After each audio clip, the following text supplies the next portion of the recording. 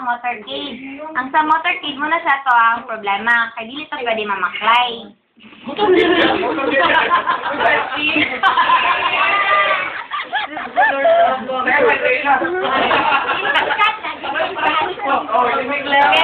I think ang sa motorcade daw is kanang pabunggahay daw na siya. I heard nga ang uban daw nga bus is mag-float sila.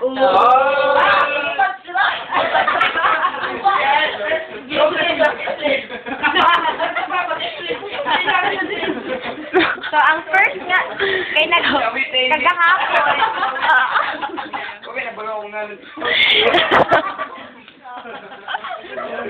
ayun na siya, kay kagahapon, nagtipok-tipok pang good gihapon. So, since gamay na nung kagahapon, although gamay na, nagyapay suggestions. So, ang first nag-suggest is mag-motor single daw ko, no? Pero, meaning, ang mga girls lugar, anak mo, ang kasagay siya sa boys, kaya wala ba yung So, ang problema is, kung gamay na siguro ang nai-ride, di ba, nga motor, gamay na sila makasakay. So, ang next is, ano daw, kanang, sakyanan gito either pick up or kanang multi-cab bitaw na open sa likod.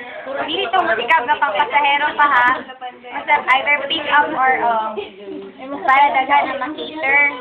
So kung ang last option yun is mag-rent na lang gito ng pick-up kung wala gay ride na to. Expected?